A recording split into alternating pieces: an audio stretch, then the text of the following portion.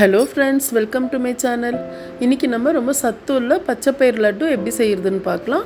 உங்கள் வீட்டில் சின்ன பசங்க இருக்கிறாங்களா? அப்போ கண்டிப்பாக இந்த லட்டு செஞ்சு கொடுங்க. இன்றைக்கி 300 கிராம் பச்சைப்பயிறு எடுத்து இப்படி நல்லா பொன்னிறமாக வறுத்து ஒரு தட்டில் கொட்டி ஆற வச்சு ஒரு 10 பீஸ் ஏலக்காய் சேர்த்து இதை நல்லா பாருங்கள் இப்படி அரைச்சிக்கலாம். இப்போ ஒரு பவுலில் சேர்த்துட்டு ஒரு அரை கப்பு வெல்லம் ஒரு 4-5 டேபிள் ஸ்பூன் தண்ணி சேர்த்து இதை நல்லா கரைச்சிக்கலாம்.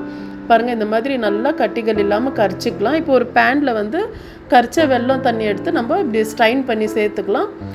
இந்த மாதிரி கல் தூசி வருதுன்னு சொல்லிட்டு தான் இப்படி வெல்லம் தண்ணி கறிக்கிறது. இப்போ நல்லா வெல்லம் தண்ணி கொதித்த உடனே அரைச்சி வச்சுருக்கிற பச்சைப்பயிறு மாவை எடுத்து நம்ம சேர்த்துக்கலாம். மிதமான தீயில் வச்சு சேர்த்து இதை நல்லா மிக்ஸ் பண்ணிக்கலாம். நான் இன்றைக்கி சுகர் சேர்க்கல, வெல்லத்தில் செஞ்சுருக்கிறேன், ரொம்ப நல்லா இருக்கும்.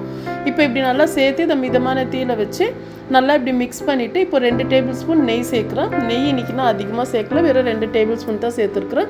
இப்படி சேர்த்து இதை நல்லா மிக்ஸ் பண்ணிவிட்டு இப்போ ஒரு 3 டேபிள் ஸ்பூன் எள்ளெண்ணெய் சேர்த்துட்டு நான் கட் பண்ணி வச்சுருக்கிற முந்திரி 1/4 கப்பு அதை எடுத்து சேர்த்து இதை நல்லா பொரிஞ்சவொடனே இப்படி லட்டுவில் சேர்த்துக்கலாம்.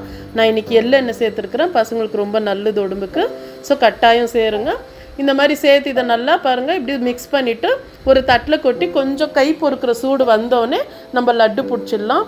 நம்ம பசங்க ஸ்கூல்லேருந்து வர பசங்களுக்கு இதை ஈவினிங் ஸ்நாக்ஸாகவும் கொடுக்கலாம், இல்லை மார்னிங் பிரேக்காகவும் கொடுக்கலாம். ரொம்ப நல்லது. ஒரு நாளைக்கு ஒரு சின்ன லட்டு பிடிச்சி அது சின்னதாக ஒன்று கொடுத்தீங்கன்னா கூட ரொம்ப நல்லது. கண்டிப்பாக ட்ரை பண்ணுங்கள். அவ்வளோதான் ஃப்ரெண்ட்ஸ். என்னோடய வீடியோ பிடிச்சிருந்தா லைக் பண்ணுங்கள். தேங்க்யூ.